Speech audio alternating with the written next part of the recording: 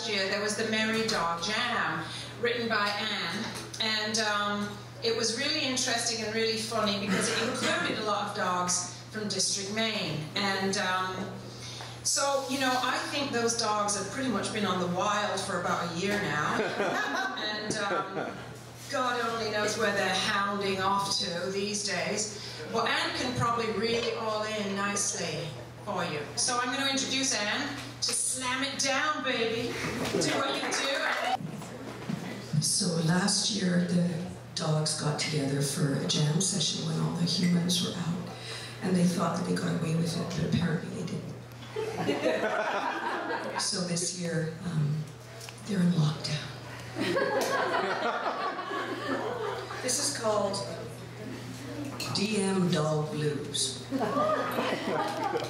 Which was the night before Christmas, and the dogs of mid-Maine. Sorry. I'll try that again. It was the night before Christmas, and the dogs of mid-Maine were in Yuletide lockdown because of last year's shame. When music unleashed and dog joy abounded, leaving 37 dogs now mercilessly grounded. The humans hit the town spreading gossip and cheer, while the hound dogs went sniffing for whiskey and beer. Oscar phoned Johnny, and he said, "You gotta help us, man. Just get us to the lobby. We promise not to jam." It's this dog-forsaken season, Johnny, and we're not doing so good. We're not doing well.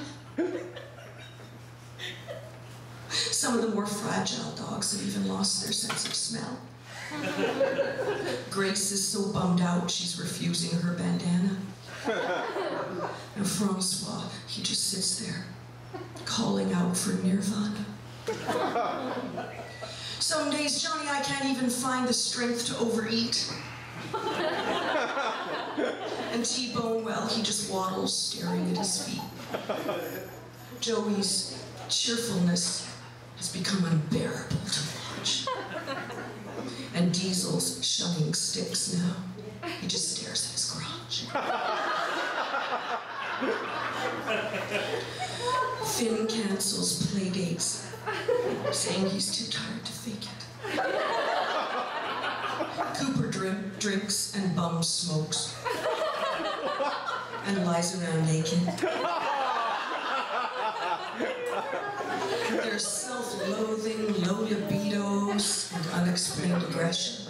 You gotta break us out, Johnny, from these walls of oppression. Oscar, you're killing me, Johnny yelled into the phone. You know exactly how I feel about dogs left alone. You're a manipulative bastard, don't you think I don't know? I'll be there in 10 minutes, just get ready to go. Finnegan was the first to crash land down the stairs. Apple knocked out Sukdev, doing backflips in midair. Kit hit 3 walls before a spectacular finish. And as sure as dog joy simmered, sadness diminished. Then Jet cried, "This whiskey's not doing what it should." Anyone got connections in this hip neighborhood? Lucas fessed up to knowing about a Rottweiler at the park, who's so cool it's rumored he chooses not to bark. He said his name's Rocco, and he runs the shop with his partner Marcel.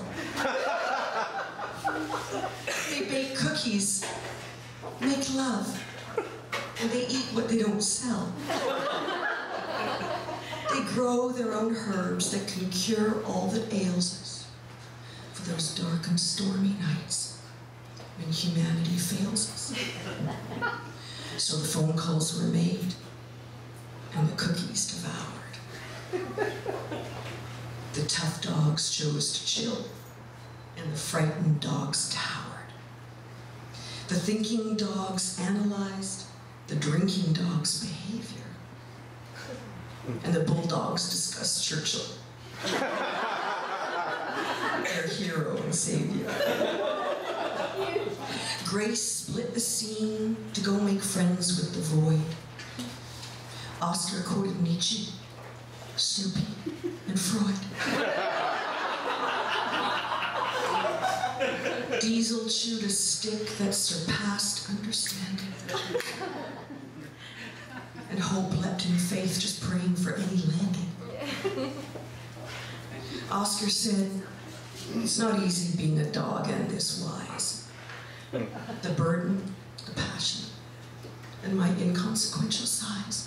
A universe of knowledge pumps its way through my breast. But still people only see the giant testicle on my chest.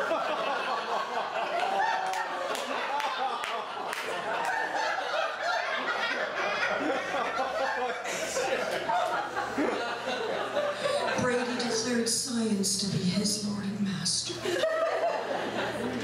Finn said that porn works as well, but it's faster.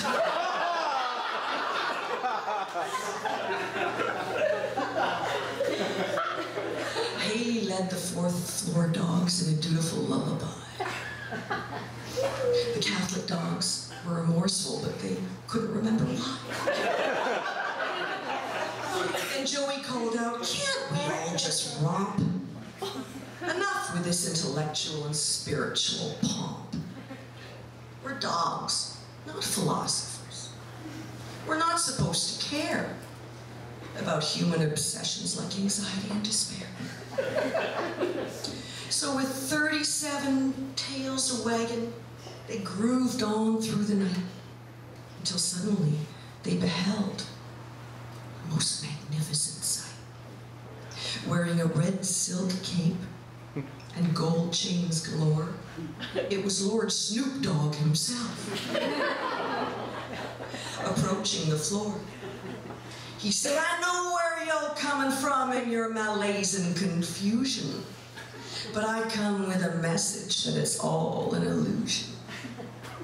You can chase that big bone, that magic box of blame, but in the dog park of life, there's nothing. It's a sure thing. No truth, no redemption, no great Dane above. It's been about cookies all along, man. And it's always about love. As quickly as he appeared, he disappeared in the fog, leaving an indelible message on the heart of each dog. They curled up in their beds with two resolutions in mind. Be grateful for dogs who bake cookies, and be kind.